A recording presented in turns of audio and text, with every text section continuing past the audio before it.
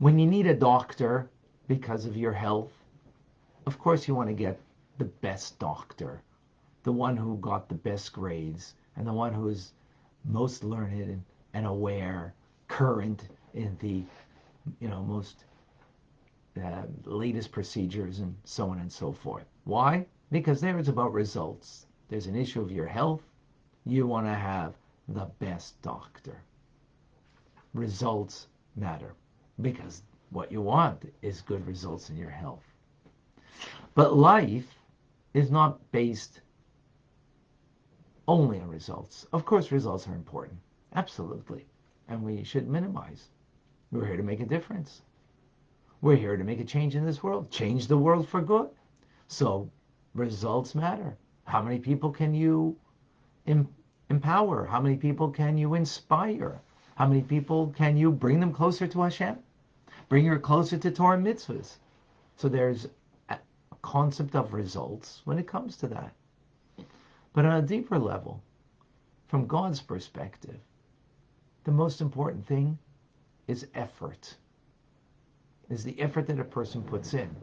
Because ultimately, whatever we are capable in the results, ultimately it's something that God gave us, the capability. So it's not even our results, it's God's results through us. But effort, that's totally us. How much do I focus in my prayers? How much do I don't allow extraneous thoughts to overtake me? How much am I capable in focusing on learning Tanya right now and not allowing other things to take over my headspace? And I focus in so I can grasp, I can learn. The effort that's involved, that's totally ours. So ultimately, you can't judge another individual. Only God can make that true judgment. Because do we know who's really making the effort? Am I making the effort compared to someone who is a lot less than me in their devotion to God? A lot less. In fact meaning an actual commitment. So there is one way to make a judgment, is by results. But as our sages teach us, don't judge another person until you've been in their place, that you stand in their place, because it's their place that causes them to be removed. So we need to know our place. What makes me connected? How come I'm learning here, Tanya? How come I'm teaching it? So you might think, I'm a Gahib and a mensch. I'm, more of an exalted person than the next person because the next person isn't here, right? I know many people that haven't joined. So the results prove that I'm greater. So there's a truth to that. You're here. Others are not here or not learning Torah at all, right? And we know such people in our lives. But if you really want to own your life and you really want to grow, so you don't make that judgment based on the results, you make the judgment based on the effort. Am I really putting out the effort here in learning Tanya, for example, or in my prayers, or in being charitable, whatever it might be? And that, I'm harsh on myself, and I'm actually a little more lenient on another. Why would I be harsh on myself and lenient on another? Shouldn't I just compare equally? No, because my life is something I need to own, and therefore I'm going to be harsher on me than I will be on another. For them, I'll be more lenient. But even in those terms, am I really exerting myself with the knowledge and the commitment level that I have today? Or am I just, kind of on easy street? Going with the flow, going with my nature. Because, after all, the nature ain't bad. It might be very good, as a matter of fact. But am I just going basically on that, or am I really exerting myself in the effort? So the Beinoni will look at themselves and be able to see, I'm not exerting myself comparable to what the exertion that the Kal Shebekalim, this removed individual that's very distant from commitment to God, a more pleasure-seeking person rather than seeking to give pleasure to the Almighty. They want to have the pleasure from the Almighty. And as a result, that person, the exertion that they need to overcome their barrier, their animal soul, is great. So their results will be maybe very minimal because of what they need to overcome. But the fact that they battle with that to overcome it, it might be very small results, that is amazing. And the Beinoni looks at themselves and say, I'm not exerting myself the way I need to, comparable to what the Kal Shebekalim needs to. It's a powerful idea. Keeps us humble, and there's such a great truth to it. There is such a great truth.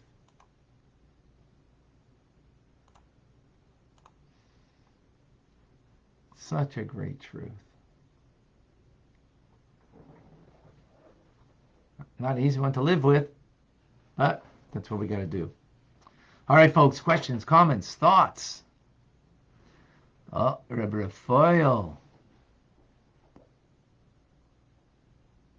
Just give me a brief moment. I just don't want to lose the feed over here.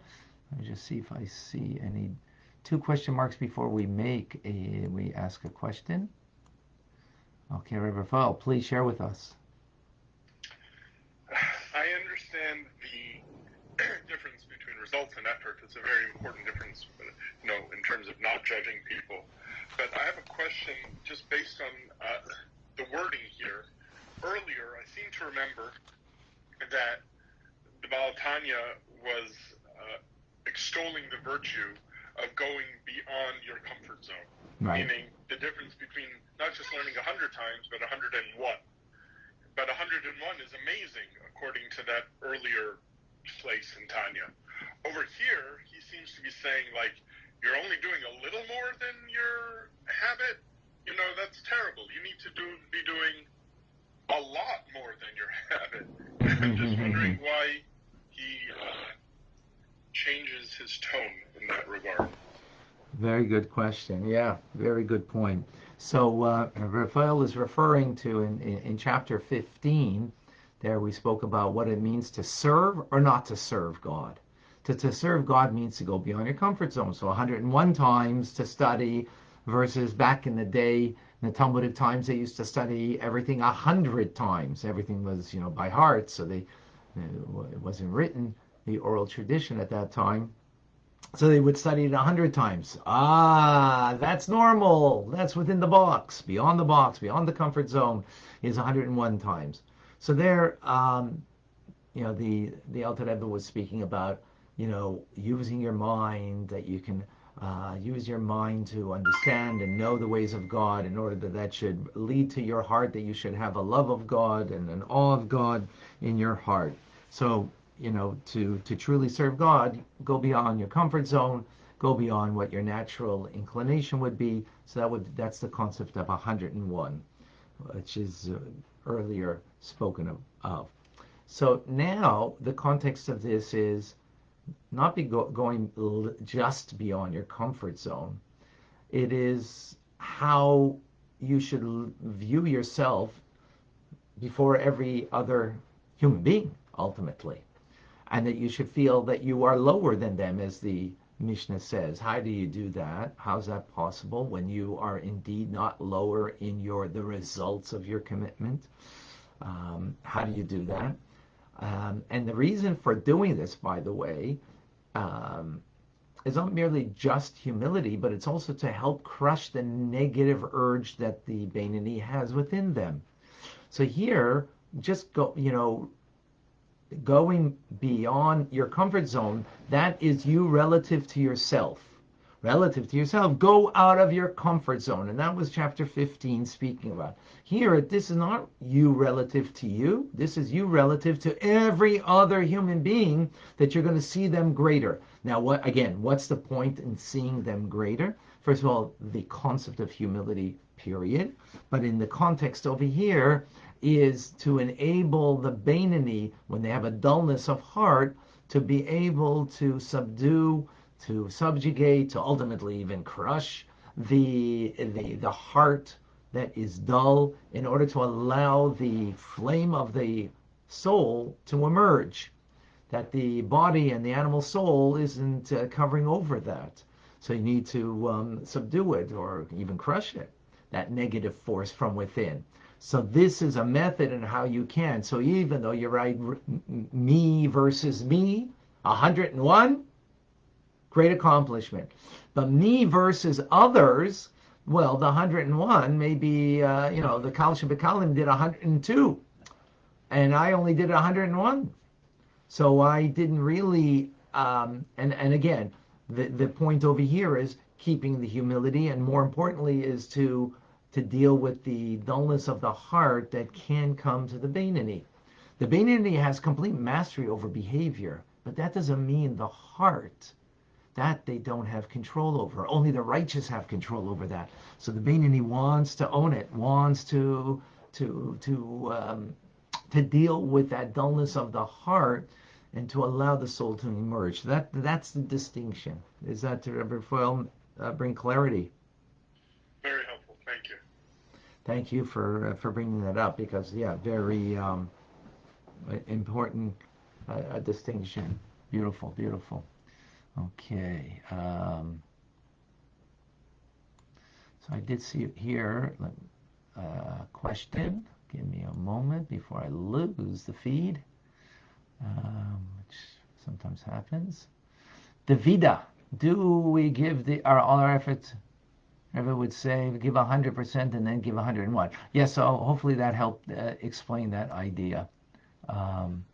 Thank you. The Vida. Okay, who else is over here? June. Don't I want the doctor that cares, who will find what I need? Yeah, that's June. That's about the results. You're right. You don't want just the doctor that knows all the information but doesn't care. You want a doctor that cares, and therefore, because then their results will be better. My point is that when you need a doctor, what you want is the results, not merely effort.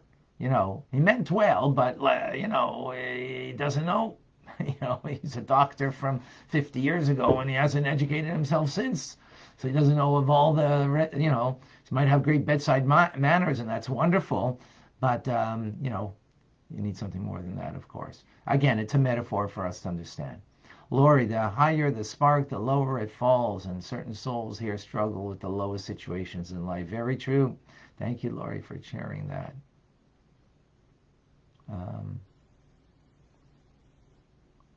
Joshua, Beinoni seems like such a high level in these days before Mashiach's revelation. How do we get there? Well, that's who we are, Josh. We are a Beinoni in training, BIT. So that's where we're learning Tanya, and we are hoping that through our training, that at least we're growing in our connection to Hashem and fulfilling what Hashem needs from us. Amy, is it plausible that we sometimes are so focused on doing the right that we miss things? Sometimes I have to step back and look around. My mind sometimes gets clouded because I feel that a little Jewish fish in the pond in a non-religious world, literally. Yeah, you got a good point, Amy. Yeah, sometimes we get caught up in that, and very true. Comparison is judgment, right? Well, so here the comparison is that we are lower than others, right? And again, there's a purpose for that. It is to bring about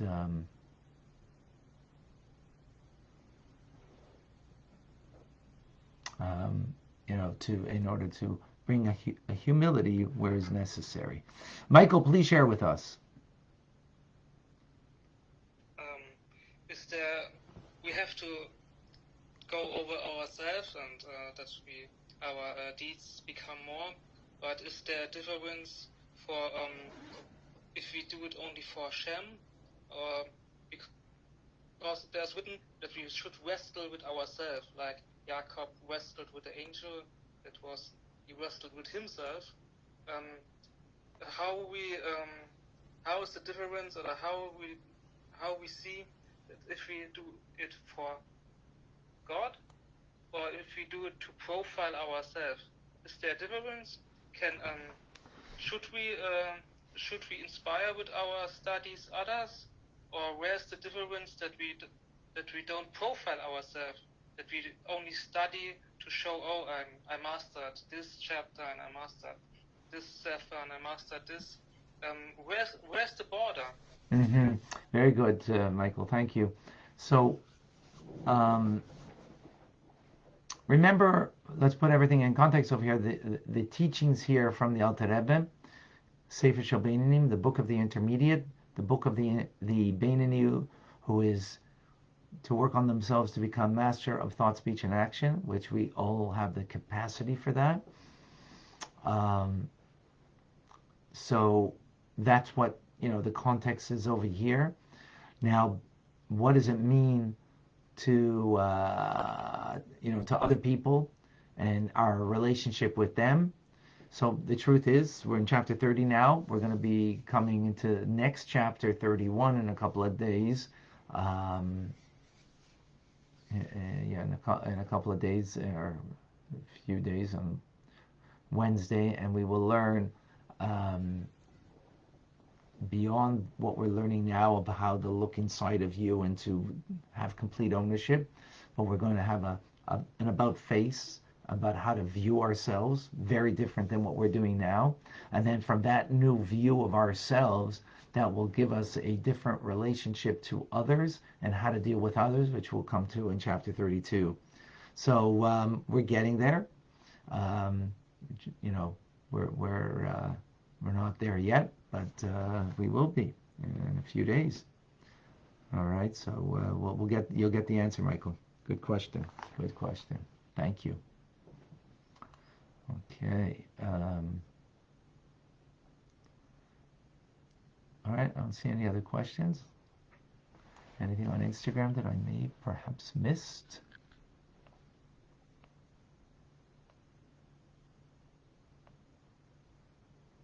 Oh, yes. Batimloch. Is it true that we learn things 101 times as opposed to 100 times and we'll never forget what we learn? Yeah, I don't know if that's a completely truth, but there's something to it. Yeah.